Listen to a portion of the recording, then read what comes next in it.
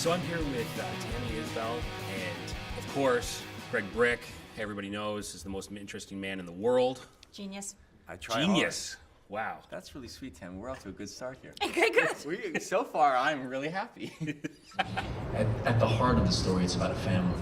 And it's about those relationships and people that love each other and are willing to kill and die for each other and go through those struggles. And I think that's what an audience relates to on a level. It's thrilling, of course, and the sex and the violence and the stakes are so heightened, but there's a heartbeat underneath it all. And what The Witch is bringing that element, the magic to it makes us all uncertain. And I think that we also can relate to uncertainty in our world. What's it like working with somebody like for you, Greg, when you're coming in, you've established like your family atmosphere. Right. You guys are a tight group with the pack. Yeah. And then now you've got this new variable coming in that's becoming a major part of the story this year. Well, you know what? It was exciting and it was unsettling at the same time. I've known Tammy for a while. I had just met Tommie and Kiara this year. But we felt like we had this little family and we felt like we knew what our story was. And then the witches came and they're all so dynamic and strong, both as people, but also the characters on the show.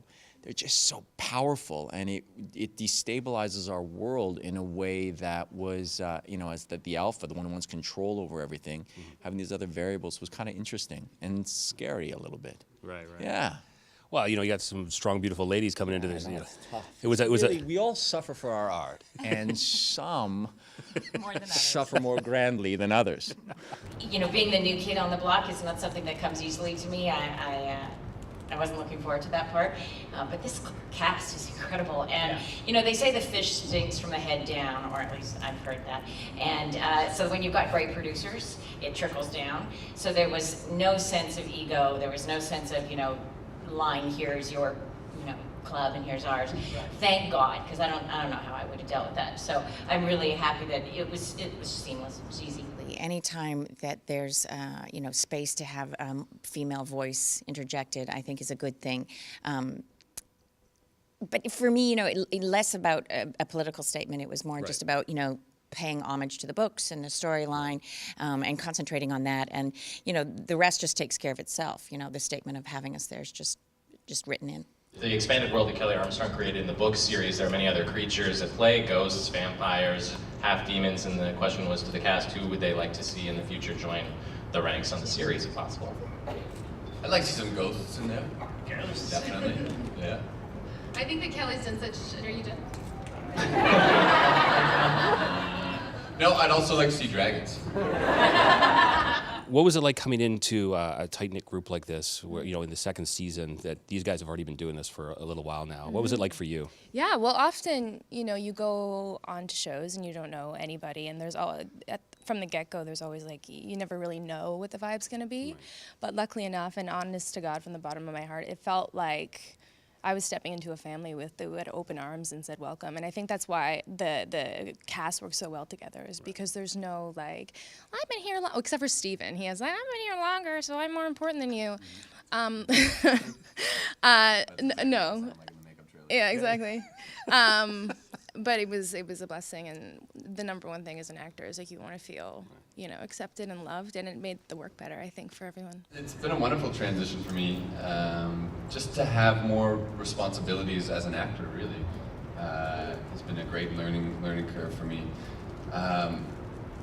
It's fun to play, it's fun to have that comedic relief and to have those lighter moments in a show that is, inherently dark for the most part.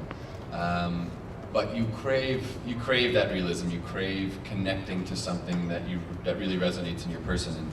And although I'd never had a significant loss like a parent, when my father died, it obviously caused me to harden up and really start to prioritize my life. And like Greg said, it makes you a better person. It makes you really try to touch on those things in your own life. And therefore you grow, and I think as an actor and as a performer that I'm growing with the wonderful material that I've gotten. So it's been really fun. A lot of the subject matter that we do is exhausting in a beautiful way. Obviously it's very heavy stuff. So to get an opportunity for some lighter moments and some really do some deeper emotional work. And really touch on the vulnerability of each of these characters, as we've done throughout the season, is wonderful. And then to get to just work opposite somebody like the person on your right is fantastic, because she just brings an incredible energy to the work itself. You know, she's always exploring, like, what does this mean? How is this going to take us to where we want to get to? It's really just, it's an acting workshop working with Tommie, and I'd like to think that I am her student. Wow. He paced me. Kisses. What is it like having to shoot the love scenes with Steve? Because he strikes me as a guy who would be trying to crack you up for a big portion of it. Well, you know, it's funny.